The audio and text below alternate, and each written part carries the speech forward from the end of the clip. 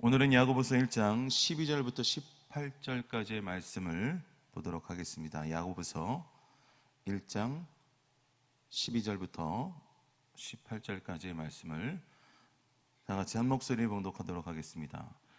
시험을 참는 자는 복이 있나니 이는 시련을 견디어 낸 자가 주께서 자기를 사랑하는 자들에게 약속하신 생명의 면류관을 얻을 것이기 때문이라. 사람이 시험을 받을 때에 내가 하나님께 시험을 받는다 하지 말지니 하나님은 악에게 시험을 받지도 아니하시고 친히 아무도 시험하지 아니하시느니라. 오직 각 사람이 시험을 받는 것은 자기 욕심에 끌려 미혹됨이니 욕심이 잉태한즉 죄를 낳고 죄가 장성한즉 사망을 낳느니라. 내 사랑하는 형제들아 속지 말라. 온갖 좋은 은사와 온전한 선물이 다 위로부터 빛들의 아버지께로부터 내려오나니 그는 변함도 없으시고 회전하는 그림자도 없으시니라. 그가 그 피조물 중에 우리로 한 첫 열매가 되게 하시려고 자기의 뜻을 따라 진리의 말씀으로 우리를 낳으셨느니라. 아멘. 저는 오늘 이 말씀을 가지고 시험을 참는 자의 복에 대해서 잠깐 말씀의 은혜를 나누도록 하겠습니다. 약국에 어떤 아주머니가 한 분이 들어왔어요. 자기가 잘 아는 의사에게 받은 처방전이라고 하면서 약을 사려고 했습니다. 근데 약사가 그 처방전을 보니까 좀 이상한 거예요. 아니, 아주머니 지금 임신 중이 아니십니까? 라고 물었어요. 그 아주머니가 그렇다고 하자 약사가 아주머니에게 그 약은 임산부가 먹으면 부작용이 있다라는 거예요. 절대 먹어선 안 된다라는 겁니다. 그런 경우에는 다른 이런 약을 써야 합니다라고 다른 약을 추천해 주었죠. 그런데 그럼에도 불구하고 이 아주머니께서 무언가 미심쩍 듯이 의사가 그 약을 먹으라고 하던데 라고 말꼬리를 흐리는 거죠. 그러자 약사는 이렇게 얘기합니다. 아니, 약은 약사에게 병은 의사에게라는 말이 있죠. 절대 제 말대로 하십시오라고 권면을 했어요. 그래서 그 말을 잘 듣고 아주머니가 약사가 준 약을 사들고 왔다고 합니다. 사실 똑같은 약이지만 어떤 사람에게는 약이 되고 어떤 사람에게는 오히려 해가 될 수 있는 것이 이 약의 성질이라는 것이죠. 아무리 보약이 좋다고 해도 그것조차 몸에 맞는 사람이 있고 그렇지 못한 사람이 있다는 것입니다. 저는 어렸을 때 몸이 아주 약했어요. 전혀 믿지 않으신 것 같은데 보이는 것만 믿지 마시기 바랍니다. 그래서 저희 어머니가 처음으로 이 용이 든 이 보약을 주셨어요. 정말 제대로 잘 먹은 보약이었던 것 같습니다. 그때부터 지금까지 하루도 빠짐없이 살이 찌는 걸 보면 아마 저에게 충분히 그 보약이 되었던 것 같아요. 하지만 중국의 어느 황제는 오히려 이 불로장생의 약이라고 먹은 게 잘못돼서 죽고 말았죠. 이처럼 약은 사람에게 미치는 효과에 양면성이 있다는 것이죠. 잘 먹으면 약이 되지만 잘못 먹으면 독이 될 수 있다는 것이죠. 성도가 때때로 직면하게 되는 이 시험도 바로 그와 같은 양면성을 가지고 있다는 거예요. 오늘 본문이 바로 그 점을 우리에게 상기시켜주는 말씀입니다. 왜냐하면 시험을 잘 통과하면 또 우리의 성화의 삶에 있어서 정말로 하나님이 보시기에 아름다운 삶이 될 수 있지만 그렇지 않으면 오히려 낙망하게 될 것이기 때문이에요. 사실 이 시험을 잘 통과한다는 것은 우리의 삶에 있어서 아무리 강조해도 지나치지 않는 정말 중요한 일인 것은 분명하다는 것이죠. 오늘 본문의 말씀은 이 시험을 참는 자는 복이 있다라고 말씀하고 있어요. 우리 12절 말씀 다시 한번 읽도록 합시다. 시작. 시험을 참는 자는 복이 있나니 이는 시련을 주께서 자기를 사랑하는 자에게 약속하신 생명의 면류관을 얻을 것이기 때문이라. 바로 이 시험을 찾는 자에게 하나님께서 약속하신 이 생명의 면류관이 있다는 것이죠. 그렇다면 오늘 이 말씀을 통해서 함께 은혜를 나누기를 소망합니다. 첫 번째, 이 시련을 맞으면 힘들고 어렵습니다. 하지만 인내하면 행복해진다고 약속하고 있는 거예요. 바로 이 12절에 보면 이 시험과 이 시련의 진정의 뜻을 보여주고 있는데 12절에서 말하는 이 시험은 테스트가 아니라 이 트라이올이라는 이 시련, 시도라는 것이죠. 하나님께서 당신을 사랑하는 자들에게 내리는 그런 시험인 것이죠. 시련이나 시도라는 것이죠. 이런 시련이 찾아올 때 그것을 대하는 이 성도의 자세는 1차적으로 바로 참는 것이다 라고 말씀하고 있어요. 바로 어제 말씀드린 이 3절과 4절의 말씀 속에 있는 온전한 인내를 이야기하는 것이죠. 그리고 이제 여기 와서는 그처럼 성도가 시험을 당할 때 만일 인내로 제대로 대응할 줄만 안다면 그 결과 오히려 복이 있게 될 것이다 라고 말씀하시면서 성령께서는 야고보를 통해서 단언하고 계시고 있는 것이죠. 보통의 생각으로는 이 시험과 복이라는 어떤 이 두 단어는 결코 연관될 수 없는 단어들이에요. 시험을 당하는 것은 재수 없는 것이고 시험이 없어야 행운이다라고 생각하는 것이 일반적인 사람들의 상식인 것이죠. 그럼에도 불구하고 이 시험이 바로 복으로 연결되는 통로라고 하는 이 말씀은 어쩌면 우리에게 신기하고 놀라운 일일 수도 있다는 것이죠. 우리가 잘 알다시피 초대교회 우리 성도님들은 시련을 많이 당하셨어요. 특히 예수님을 믿는다는 이유만으로 많은 공경에 처했다는 것이죠. 집에서 쫓겨나기도 하고 직장에서도 쫓겨나기도 하고 때로는 십자가에서 화형을 당하고 때로는 사자굴에 던져지기까지 했어요. 아무 말할 수 없는 공경을 당하고 순교했다는 것이죠. 그러나 하나님은 그들에게 야고보를 통해서 약속하고 있다는 것입니다. 시험을 참는 자는 복이 있나며 생명의 면류관을 주시겠다라고 약속하고 계시는 것입니다. 오늘날에도 사실 이 예수를 믿는다는 이유로 시련을 당하는 경우가 있어요. 그러나 나름대로 다른 의미의 시련을 당하고 있는 것을 볼 수가 있습니다. 자녀의 문제도 있을 수 있고 어떤 물질의 문제도 있을 수 있습니다. 또 건강의 문제도 있을 수 있어요. 또 다른 어떤 여러 가지 문제로 시련을 당하고 있다는 것입니다.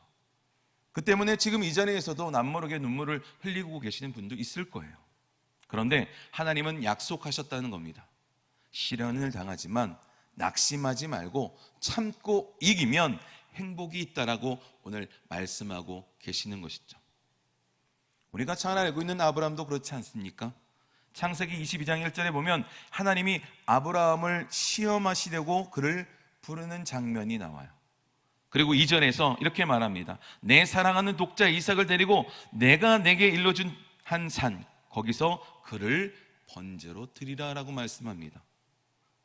그럼에도 불구하고 아브라함은 순종했습니다. 그 테스트를 통과했어요.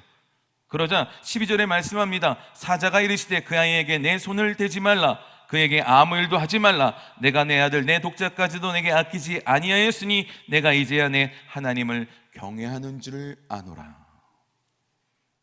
아브라함이 정말 자기 아들을 더 사랑하는지 하나님을 경외하는지 그것을 테스트해 보셨다는 거예요.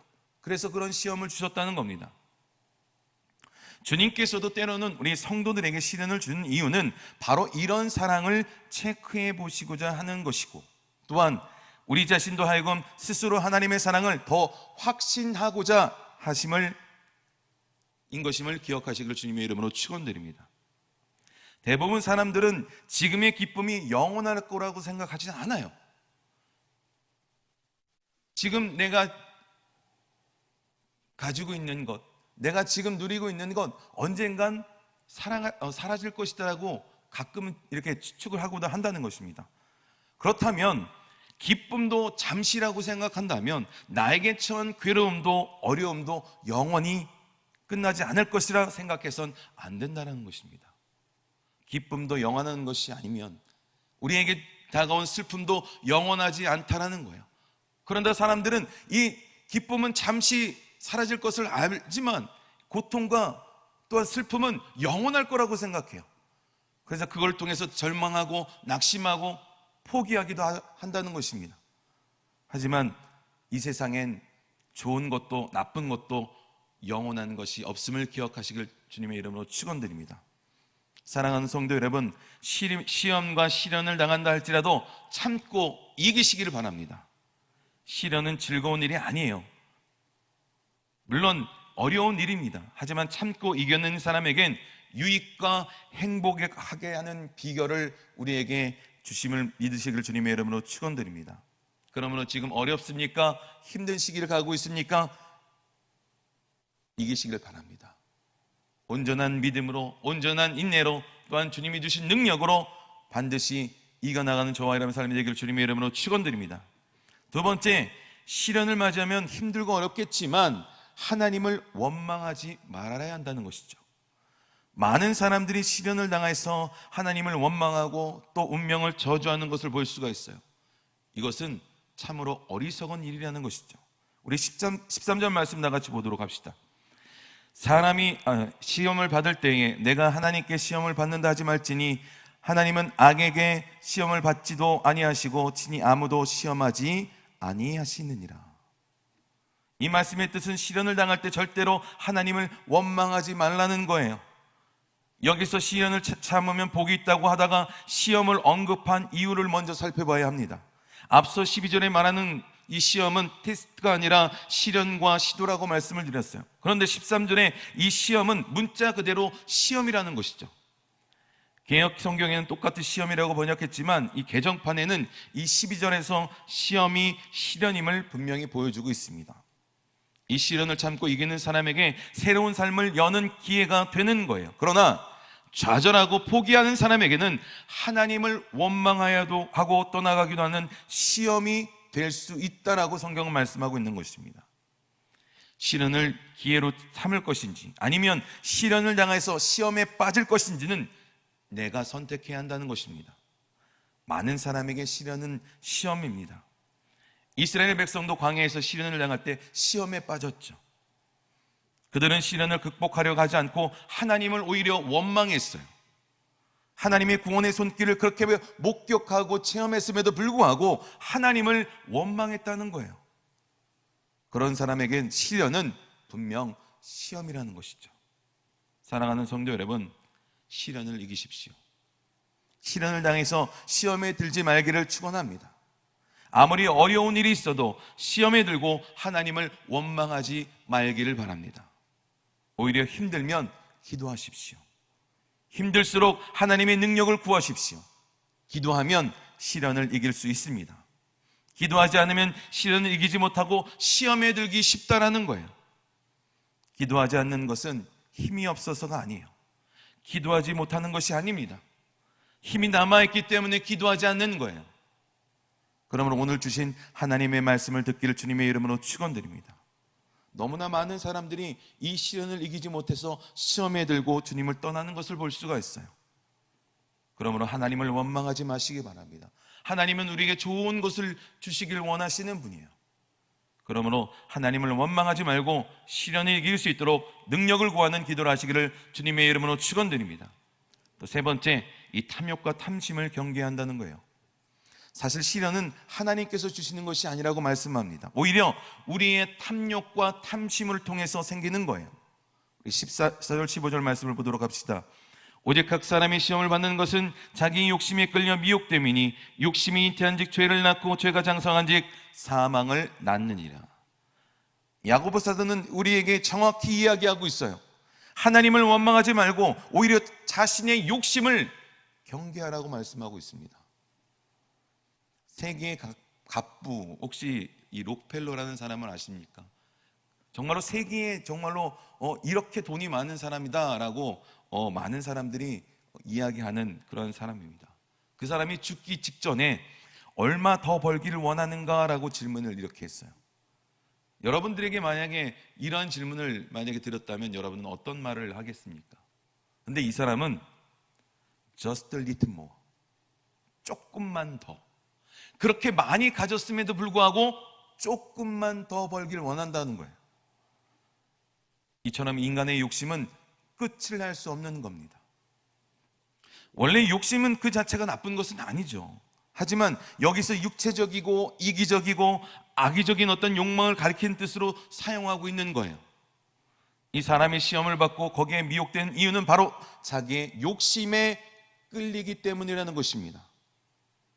여기에 끌려라는 단어는 이 헬라어 원문을 분해해 보면 강하게 끌어당기다 라는 뜻의 어원이 있어요. 그리고 미끼에 현혹되었다라는 그 어근에 결합된 단어가 바로 이 끌리다라는 말입니다. 이 말처럼 사람의 죄의 유혹에 넘어가는 과정이 꼭 그렇다는 거예요. 마치 미끼에 달려있는 낚싯바늘에 고기가 걸린 것 같은 그런 모습인 것이죠. 죄는 먼저 미끼를 가지고 사람을 유혹합니다. 끝내는 사람을 끌어당겨요. 그래서 완전히 낚아버린다는 것입니다. 그것이 바로 죄의 성장의 사이클임을 기억하시기 바랍니다. 그것이 바로 죄의 시작이라는 거예요. 욕심에 끌려 죄에 넘어가면 그 죄가 점점 자라나서 그 죄에 점점 익숙해진다는 것입니다. 그리고 능숙해지고 뻔뻔해진다는 거예요. 뿐만 아니라 둔감해지고 결국엔 영혼의 사망에 이르기까지 되는 그러한 죄임을 기억하시기 바랍니다. 바로 시험에서부터 비롯된 최악의 결과라는 것이죠. 그러므로 성도는 늘 욕심을 경계하시길 바랍니다. 욕심이 바로 이 문제의 근원이에요. 그러므로 욕심을 경계하시기 바랍니다. 마지막 어떤 상황 가운데도 하나님을 바라봐라 말씀합니다. 성도는 욕심을 경계하고 오히려 하나님을 바라봐라 라고 말씀하고 있습니다. 그 이유는 하나님께서는 좋은 것만을 우리에게 주시기 때문이라고 약속하고 있어요. 우리 17절 말씀을 보겠습니다. 온갖 좋은 은사와 온전한 선물이 다 위로부터 빛들의 아버지께로부터 내려오나니 그는 변함도 없으시고 회전하는 그림자도 없으시니라. 하나님은 저와 여러분에게 좋은 것을 주시기 원하시는 유일한 분임을 기억하시길 바랍니다. 그분을 따르면 정말 좋은 것으로 행복하게 살 수 있는 거예요. 또한 하나님은 변함이 없으시고 회전하는 그림자도 없으신 분임을 기억하시기 바랍니다. 사실 인간은 아침 저녁 변하잖아요. 해 그림자같이 어떤 때는 길게 늘어지다가 어떤 때는 아주 짧아지면서 사람은 늘 변합니다. 실은 태양은 변함없이 빛나고 있는 것 같이 하나님은 언제나 우리에게 은혜를 주시고 우리에게 복을 주시기를 원하시고 계시다는 것이에요. 지금도 우리에게 변함없이 주시고 계시는 분임을 기억하시기를 주님의 이름으로 축원드립니다. 그런데 왜 우리가 이 하나님의 은혜를 받지 못합니까? 왜 우리에게 여전히 그림자가 있습니까? 왜 어둡습니까? 그것은 하나님의 잘못이 아니라는 것이죠. 17절 후반전에 말씀합니다. 그는 변함도 없으시고 회전하는 그림자도 없으시니라. 그러므로 우리는 속지 말아야 한다는 거예요. 16절 말씀에 내 사랑하는 형제들아 속지 말라고 말씀합니다. 시험을 당할 때 하나님께 책임을 전가하는 것, 자신의 약함을 가리려고 스스로 속이는 행위라고 말씀하고 있는 거예요. 그 결과 하나님을 모독하는 죄를 저지르게 되는 것이고 결코 그런 자기 합리화에 속지 말라고 말씀하고 있다는 것입니다. 태양이 결코 어두워진 것이 아니라는 것입니다. 태양은 항상 우리를 비치고 있었던 거예요. 그러나 지구가 돌기 때문에 반대 방향에 있기 때문에 어두웠던 것이고 낮이라도 구름의 가림으로 우리에게 어둠이 있었던 것뿐이라는 것이죠. 이와 같은 이치입니다. 하나님을 떠나고 우리가 죄 가운데 있기 때문에 하나님의 은혜를 받지 못하는 거예요. 하나님이 우리를 향한 사랑이 변하신 것이 아니라는 겁니다. 오히려 우리가 욕심 때문에 우리가 행복해질 수 없는 거예요. 우리가 그 욕심 때문에 죄에 빠지는 거예요. 오히려 우리의 욕심 때문에 우리가 어둠에 거하게 되는 것입니다. 하나님은 결코 우리에게 어둠을 주신 분이 아니심을 기억하시기 바랍니다. 우리에게 필요한 좋은 것, 하나님께 내려오는 복임을 기억하시기를 주님의 이름으로 축원드립니다. 사랑하는 성도 여러분, 하나님을 바라보십시오. 하나님께서는 좋은 것을 주시는 분이에요. 하나님을 따르면 행복하게 살 수 있습니다. 이것이 진리임을 기억하시기를 주님의 이름으로 축원드립니다. 하나님은 이를 위해서 우리의 말씀의 자녀가 되게 하셨음을 기억하시기 바랍니다. 말씀의 결론입니다. 18절 말씀 보도록 합시다. 그가 그 피조물 중에 우리로 한 첫 열매가 되게 하시려고 자기의 뜻을 따라 진리의 말씀으로 우리를 낳으셨느니라. 하나님은 우리에게 가장 좋은 것을 주시고 행복하게 하시려고 말씀의 자녀가 되게 하셨다라고 말씀하고 있어요. 사랑하는 성도 여러분, 하나님의 말씀대로 살아가기를 주님의 이름으로 축원드립니다. 욕심을 따라 살다 시련을 당할 것인지 하나님의 말씀을 따라 행복하게 살 것인지 선택하시기를 바랍니다. 혹시 욕심을 따라 살다가 시련을 당했다면 하나님만 바라보시기를 바랍니다. 하나님의 능력을 구하고 이 시련을 이기시기를 주님의 이름으로 축원드립니다. 우리 앞에 시련들이 없을 수 없어요. 우리 앞에 시험과 시련은 늘 있을 수밖에 없는 우리의 인생입니다. 하지만 이 시험을 참고 이길 때 반드시 생명의 면류관, 영광의 면류관이 저와 여러분 삶 가운데 있게 됨을 기억하시기를 주님의 이름으로 축원드립니다. 기도하겠습니다. 주님, 오늘도 아버지 야고보 말씀을 통해서 다시 한번 아버지 하나님께서 우리에게 주신 하나님의 은혜를 기억하게 하여 주심을 감사합니다. 반드시 이 시험을, 아버지 이 시련을 이겨나갈 수 있도록 주님 붙잡아 주시고, 또 우리 삶 가운데 어려움이 다가왔을지라도 절대로 하나님을 원망하거나 불평하지 않도록 주님 붙잡아 주시고, 오히려 기도하에 정말로 그 시험을 이길 수 있는 능력을 선물로 받아 모든 삶을 하나님께 행복을 누릴 수 있는 귀한 삶을 변화되는 놀라운 축복과 은혜가 있게 하여 주옵소서. 반드시 우리 성도님들 다 하나님의 복을 누릴 수 있도록 주님 붙잡아 주시고, 믿음으로 성장하고 인내하며 나아가서 정말로 하나님의 참된 복을 누리는 귀한 삶이 되게 하여 주옵소서. 오늘도 그냥 나오지 않냐고 하나님 앞에 드린 손길이 있습니다. 30배, 60배, 100배의 축복으로 함께하여 주옵시고, 오늘 주님 앞에 기도하는 모든 기도와 간구를 응답하여 주옵소서. 예수 그리스도의 이름으로 기도합니다. 우리 기도를 마치도록 하겠습니다.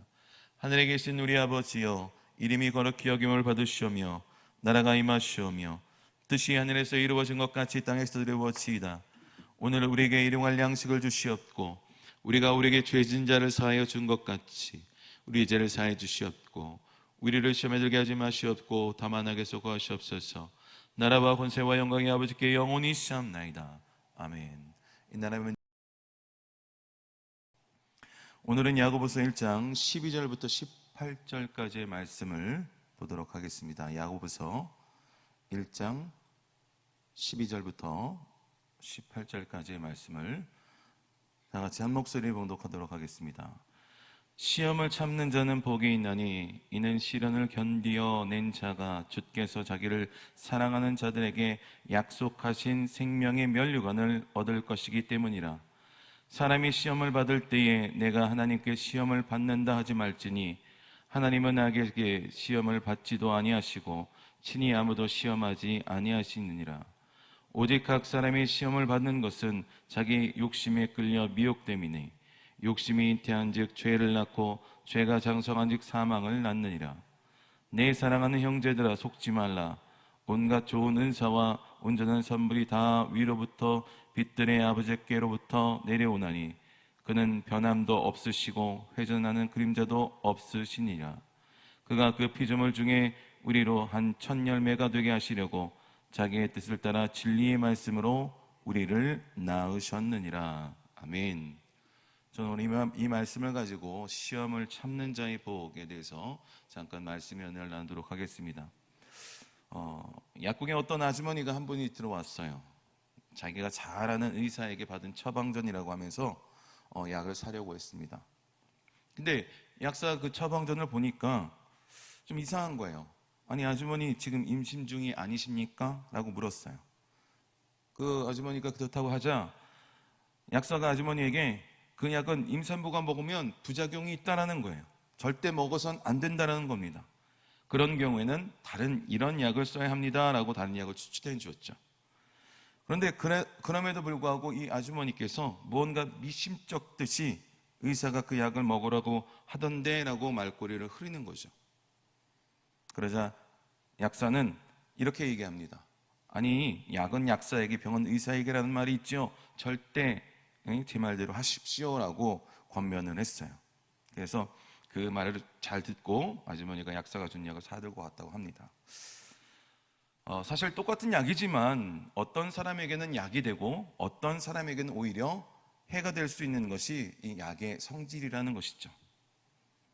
아무리 보약이 좋다고 해도 그것조차 몸에 맞는 사람이 있고 그렇지 못한 사람이 있다는 것입니다.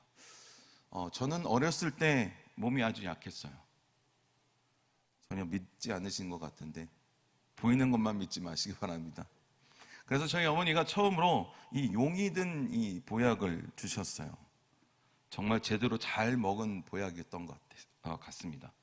그때부터 지금까지 하루도 빠짐없이 살이 찌는 걸 보면 아마 저에게 충분히 그 보약이 되었던 것 같아요. 하지만 중국의 어느 황제는 오히려 이 불로장생의 약이라고 먹은 게 잘못돼서 죽고 말았죠. 이처럼 약은 사람에게 미치는 효과에 양면성이 있다는 것이죠. 잘 먹으면 약이 되지만 잘못 먹으면 독이 될 수 있다는 것이죠. 성도가 때때로 직면하게 되는 이 시험도 바로 그와 같은 양면성을 가지고 있다는 거예요. 오늘 본문이 바로 그 점을 우리에게 상기시켜주는 말씀입니다. 왜냐하면 시험을 잘 통과하면 또 우리의 성화의 삶에 있어서 정말로 하나님이 보시기에 아름다운 삶이 될 수 있지만 그렇지 않으면 오히려 낙망하게 될 것이기 때문이에요. 사실 이 시험을 잘 통과한다는 것은 우리의 삶에 있어서 아무리 강조해도 지나치지 않는 정말 중요한 일인 것은 분명하다는 것이죠. 오늘 본문의 말씀은 이 시험을 참는 자는 복이 있다라고 말씀하고 있어요. 우리 12절 말씀 다시 한번 읽도록 합시다. 시작. 시험을 참는 자는 복이 있나니 이는 시련을 주께서 자기를 사랑하는 자에게 약속하신 생명의 면류관을 얻을 것이기 때문이라. 바로 이 시험을 찾는 자에게 하나님께서 약속하신 이 생명의 면류관이 있다는 것이죠. 그렇다면 오늘 이 말씀을 통해서 함께 은혜를 나누기를 소망합니다. 첫 번째, 이 시련을 맞으면 힘들고 어렵습니다. 하지만 인내하면 행복해진다고 약속하고 있는 거예요.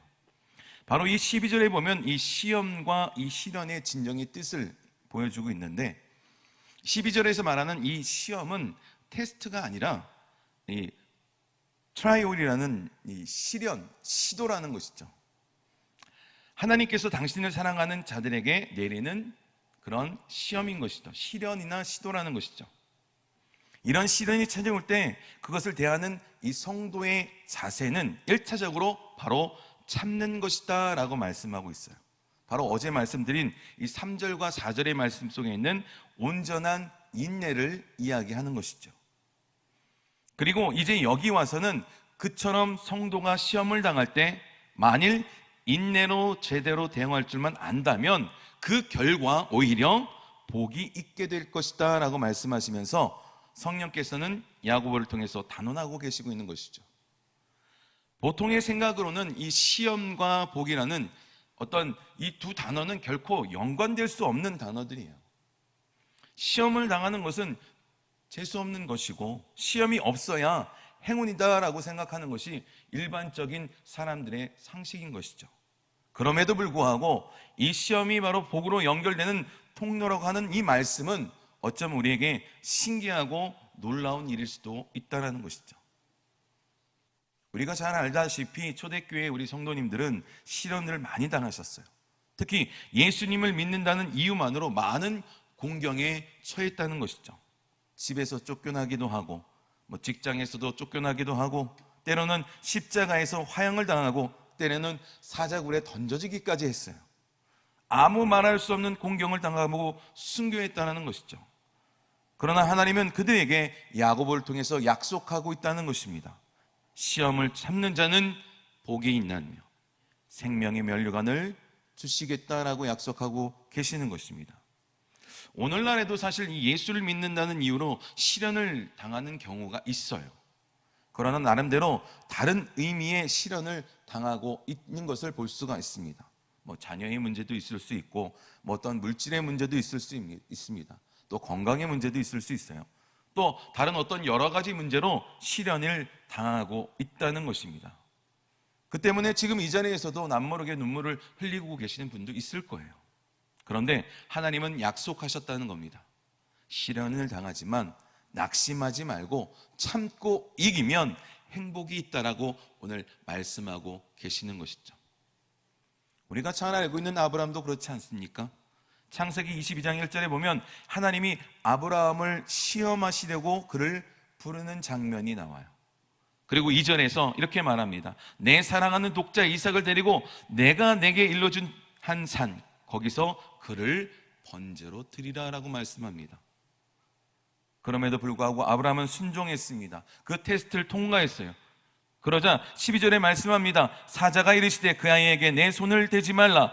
그에게 아무 일도 하지 말라. 내가 내 아들 내 독자까지도 내게 아끼지 아니하였으니 내가 이제야 내 하나님을 경외하는 줄 아노라. 아브라함이 정말 자기 아들을 더 사랑하는지 하나님을 경외하는지 그것을 테스트해 보셨다는 거예요. 그래서 그런 시험을 주셨다는 겁니다.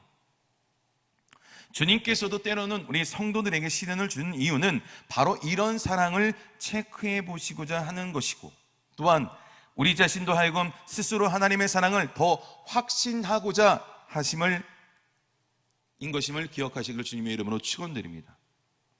대부분 사람들은 지금의 기쁨이 영원할 거라고 생각하지 않아요. 지금 내가 가지고 있는 것, 내가 지금 누리고 있는 것 언젠간 사라질 것이다라고 가끔은 이렇게 추측을 하고도 한다는 것입니다. 그렇다면 기쁨도 잠시라고 생각한다면 나에게 처한 괴로움도 어려움도 영원히 끝나지 않을 것이라 생각해선 안 된다는 것입니다. 기쁨도 영원한 것이 아니면 우리에게 다가온 슬픔도 영원하지 않다라는 거예요. 그런데 사람들은 이 기쁨은 잠시 사라질 것을 알지만 고통과 또한 슬픔은 영원할 거라고 생각해요. 그래서 그걸 통해서 절망하고 낙심하고 포기하기도 한다는 것입니다. 하지만 이 세상엔 좋은 것도 나쁜 것도 영원한 것이 없음을 기억하시길 주님의 이름으로 축원드립니다.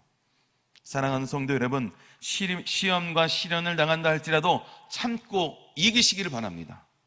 시련은 즐거운 일이 아니에요. 물론 어려운 일입니다. 하지만 참고 이겨낸 사람에겐 유익과 행복하게 하는 비결을 우리에게 주심을 믿으시길 주님의 이름으로 축원드립니다. 그러므로 지금 어렵습니까? 힘든 시기를 가고 있습니까? 이기시길 바랍니다. 온전한 믿음으로, 온전한 인내로, 또한 주님이 주신 능력으로 반드시 이겨나가는 저와 여러분 삶이 되기를 주님의 이름으로 축원드립니다. 두 번째, 시련을 맞이하면 힘들고 어렵겠지만 하나님을 원망하지 말아야 한다는 것이죠. 많은 사람들이 시련을 당해서 하나님을 원망하고 또 운명을 저주하는 것을 볼 수가 있어요. 이것은 참으로 어리석은 일이라는 것이죠. 우리 13절 말씀 나같이 보도록 합시다. 사람이 시험을 받을 때에 내가 하나님께 시험을 받는다 하지 말지니 하나님은 악에게 시험을 받지도 아니하시고 친히 아무도 시험하지 아니하시느니라. 이 말씀의 뜻은 시련을 당할 때 절대로 하나님을 원망하지 말라는 거예요. 여기서 시련을 참으면 복이 있다고 하다가 시험을 언급한 이유를 먼저 살펴봐야 합니다. 앞서 12절에 말하는 이 시험은 테스트가 아니라 시련과 시도라고 말씀을 드렸어요. 그런데 13절에 이 시험은 문자 그대로 시험이라는 것이죠. 개역 성경에는 똑같이 시험이라고 번역했지만 이 개정판에는 이 12절에서 시험이 시련임을 분명히 보여주고 있습니다. 이 시련을 참고 이기는 사람에게 새로운 삶을 여는 기회가 되는 거예요. 그러나 좌절하고 포기하는 사람에게는 하나님을 원망하여도 하고 떠나가기도 하는 시험이 될 수 있다라고 성경은 말씀하고 있는 것입니다. 시련을 기회로 삼을 것인지 아니면 시련을 당해서 시험에 빠질 것인지는 내가 선택해야 한다는 것입니다. 많은 사람에게 시련은 시험입니다. 이스라엘 백성도 광야에서 시련을 당할 때 시험에 빠졌죠. 그들은 시련을 극복하려고 하지 않고 하나님을 오히려 원망했어요. 하나님의 구원의 손길을 그렇게 목격하고 체험했음에도 불구하고 하나님을 원망했다는 거예요. 그런 사람에겐 시련은 분명 시험이라는 것이죠. 사랑하는 성도 여러분, 시련을 이기십시오. 시련을 당해서 시험에 들지 말기를 축원합니다. 아무리 어려운 일이 있어도 시험에 들고 하나님을 원망하지 말기를 바랍니다. 오히려 힘들면 기도하십시오. 힘들수록 하나님의 능력을 구하십시오. 기도하면 시련을 이길 수 있습니다. 기도하지 않으면 시련을 이기지 못하고 시험에 들기 쉽다라는 거예요. 기도하지 않는 것은 힘이 없어서가 아니에요. 기도하지 못하는 것이 아닙니다. 힘이 남아있기 때문에 기도하지 않는 거예요. 그러므로 오늘 주신 하나님의 말씀을 듣기를 주님의 이름으로 축원드립니다. 너무나 많은 사람들이 이 시련을 이기지 못해서 시험에 들고 주님을 떠나는 것을 볼 수가 있어요. 그러므로 하나님을 원망하지 마시기 바랍니다. 하나님은 우리에게 좋은 것을 주시길 원하시는 분이에요. 그러므로 하나님을 원망하지 말고 시련을 이길 수 있도록 능력을 구하는 기도를 하시기를 주님의 이름으로 축원드립니다. 또 세 번째, 이 탐욕과 탐심을 경계한다는 거예요. 사실 시련은 하나님께서 주시는 것이 아니라고 말씀합니다. 오히려 우리의 탐욕과 탐심을 통해서 생기는 거예요. 14절 15절 말씀을 보도록 합시다. 오직 각 사람이 시험을 받는 것은 자기 욕심에 끌려 미혹됨이니 욕심이 잉태한즉 죄를 낳고 죄가 장성한즉 사망을 낳느니라. 야고보 사도는 우리에게 정확히 이야기하고 있어요. 하나님을 원망하지 말고 오히려 자신의 욕심을 경계하라고 말씀하고 있습니다. 세계의 갑부, 혹시 이 록펠러라는 사람을 아십니까? 정말로 세계에 정말로 이렇게 돈이 많은 사람이다라고 많은 사람들이 이야기하는 그런 사람입니다. 그 사람이 죽기 직전에 얼마 더 벌기를 원하는가라고 질문을 이렇게 했어요. 여러분들에게 만약에 이런 질문을 만약에 드렸다면 여러분은 어떤 말을 하겠습니까? 근데 이 사람은 just a little more, 조금만 더, 그렇게 많이 가졌음에도 불구하고 조금만 더 벌기를 원한다는 거예요. 이처럼 인간의 욕심은 끝을 낼 수 없는 겁니다. 원래 욕심은 그 자체가 나쁜 것은 아니죠. 하지만 여기서 육체적이고 이기적이고 악의적인 어떤 욕망을 가리키는 뜻으로 사용하고 있는 거예요. 이 사람이 시험을 받고 거기에 미혹된 이유는 바로 자기의 욕심에 끌리기 때문이라는 것입니다. 여기에 끌려라는 단어는 이 헬라어 원문을 분해해 보면 강하게 끌어당기다 라는 뜻의 어원이 있어요. 그리고 미끼에 현혹되었다라는 그 어근에 결합된 단어가 바로 이 끌리다라는 말입니다. 이 말처럼 사람의 죄의 유혹에 넘어가는 과정이 꼭 그렇다는 거예요. 마치 미끼에 달려있는 낚싯바늘에 고기가 걸리는 것 같은 그런 모습인 것이죠. 죄는 먼저 미끼를 가지고 사람을 유혹합니다. 끝내는 사람을 끌어당겨요. 그래서 완전히 낚아버린다는 것입니다. 그것이 바로 죄의 성장의 사이클임을 기억하시기 바랍니다. 그것이 바로 죄의 시작이라는 거예요. 욕심에 끌려 죄에 넘어가면 그 죄가 점점 자라나서 그 죄에 점점 익숙해진다는 것입니다. 그리고 능숙해지고 뻔뻔해진다는 거예요. 뿐만 아니라 둔감해지고 결국엔 영혼의 사망에 이르기까지 되는 그러한 죄임을 기억하시기 바랍니다. 바로 시험에서부터 비롯된 최악의 결과라는 것이죠. 그러므로 성도는 늘 욕심을 경계하시길 바랍니다. 욕심이 바로 이 문제의 근원이에요. 그러므로 욕심을 경계하시기 바랍니다. 마지막 어떤 상황 가운데도 하나님을 바라봐라 말씀합니다. 성도는 욕심을 경계하고 오히려 하나님을 바라봐라 라고 말씀하고 있습니다. 그 이유는 하나님께서는 좋은 것만을 우리에게 주시기 때문이라고 약속하고 있어요. 우리 17절 말씀을 보겠습니다. 온갖 좋은 은사와 온전한 선물이 다 위로부터 빛들의 아버지께로부터 내려오나니 그는 변함도 없으시고 회전하는 그림자도 없으시니라. 하나님은 저와 여러분에게 좋은 것을 주시기 원하시는 유일한 분임을 기억하시길 바랍니다. 그분을 따르면 정말 좋은 것으로 행복하게 살 수 있는 거예요. 또한 하나님은 변함이 없으시고 회전하는 그림자도 없으신 분임을 기억하시기 바랍니다. 사실 인간은 아침 저녁 변하잖아요. 해 그림자같이 어떤 때는 길게 늘어지다가 어떤 때는 아주 짧아지면서 사람은 늘 변합니다. 실은 태양은 변함없이 빛나고 있는 것 같이 하나님은 언제나 우리에게 은혜를 주시고 우리에게 복을 주시기를 원하시고 계시다는 것이에요. 지금도 우리에게 변함없이 주시고 계시는 분임을 기억하시기를 주님의 이름으로 축원드립니다. 그런데 왜 우리가 이 하나님의 은혜를 받지 못합니까? 왜 우리에게 여전히 그림자가 있습니까? 왜 어둡습니까? 그것은 하나님의 잘못이 아니라는 것이죠. 17절 후반전에 말씀합니다. 그는 변함도 없으시고 회전하는 그림자도 없으시니라. 그러므로 우리는 속지 말아야 한다는 거예요. 16절 말씀에 내 사랑하는 형제들아 속지 말라고 말씀합니다. 시험을 당할 때 하나님께 책임을 전가하는 것, 자신의 약함을 가리려고 스스로 속이는 행위라고 말씀하고 있는 거예요. 그 결과 하나님을 모독하는 죄를 저지르게 되는 것이고, 결코 그런 자기 합리화에 속지 말라고 말씀하고 있다는 것입니다. 태양이 결코 어두워진 것이 아니라는 것입니다. 태양은 항상 우리를 비치고 있었던 거예요. 그러나 지구가 돌기 때문에 반대 방향에 있기 때문에 어두웠던 것이고, 낮이라도 구름의 가림으로 우리에게 어둠이 있었던 것뿐이라는 것이죠. 이와 같은 이치입니다. 하나님을 떠나고 우리가 죄 가운데 있기 때문에 하나님의 은혜를 받지 못하는 거예요. 하나님이 우리를 향한 사랑이 변하신 것이 아니라는 겁니다. 오히려 우리가 욕심 때문에 우리가 행복해질 수 없는 거예요. 우리가 그 욕심 때문에 죄에 빠지는 거예요. 오히려 우리의 욕심 때문에 우리가 어둠에 거하게 되는 것입니다. 하나님은 결코 우리에게 어둠을 주신 분이 아니심을 기억하시기 바랍니다. 우리에게 필요한 좋은 것, 하나님께 내려오는 복음을 기억하시기를 주님의 이름으로 축원드립니다. 사랑하는 성도 여러분, 하나님을 바라보십시오. 하나님께서는 좋은 것을 주시는 분이에요. 하나님을 따르면 행복하게 살 수 있습니다. 이것이 진리임을 기억하시기를 주님의 이름으로 축원드립니다. 하나님은 이를 위해서 우리 말씀의 자녀가 되게 하셨음을 기억하시기 바랍니다.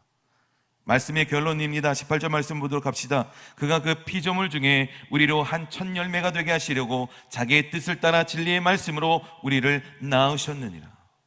하나님은 우리에게 가장 좋은 것을 주시고 행복하게 하시려고 말씀의 자녀가 되게 하셨다라고 말씀하고 있어요. 사랑하는 성도 여러분, 하나님의 말씀대로 살아가기를 주님의 이름으로 축원드립니다. 욕심을 따라 살다 시련을 당할 것인지, 하나님의 말씀을 따라 행복하게 살 것인지 선택하시기를 바랍니다. 혹시 욕심을 따라 살다가 시련을 당했다면 하나님만 바라보시기를 바랍니다. 하나님의 능력을 구하고 이 시련을 이기시기를 주님의 이름으로 축원드립니다. 우리 앞에 시련들이 없을 수 없어요. 우리 앞에 시험과 시련은 늘 있을 수밖에 없는 우리의 인생입니다. 하지만 이 시험을 참고 이길 때 반드시 생명의 면류관, 영광의 면류관이 저와 여러분 삶 가운데 있게 됨을 기억하시기를 주님의 이름으로 축원드립니다. 기도하겠습니다. 주님, 오늘도 아버지 야고보 말씀을 통해서 다시 한번 아버지 하나님께서 우리에게 주신 하나님의 은혜를 기억하게 하여 주심을 감사합니다. 반드시 이 시험을, 아버지 이 시련을 이겨나갈 수 있도록 주님 붙잡아 주시고, 또 우리 삶 가운데 어려움이 다가왔을지라도 절대로 하나님을 원망하거나 불평하지 않도록 주님 붙잡아 주시고, 오히려 기도해 정말로 그 시험을 이길 수 있는 능력을 선물로 받아 모든 삶을 하나님께 행복을 누릴 수 있는 귀한 삶을 변화되는 놀라운 축복과 은혜가 있게 하여 주옵소서. 반드시 우리 성도님들 다 하나님의 복을 누릴 수 있도록 주님 붙잡아 주시고, 믿음으로 성장하고 인내하며 나아가서 정말로 하나님의 참된 복을 누리는 귀한 삶이 되게 하여 주옵소서. 오늘도 그냥 나오지 않냐고 하나님 앞에 드린 손길이 있습니다. 30배, 60배, 100배 축복으로 함께하여 주옵시고, 오늘 주님 앞에 기도하는 모든 기도와 간구를 응답하여 주옵소서. 예수 그리스도의 이름으로 기도합니다.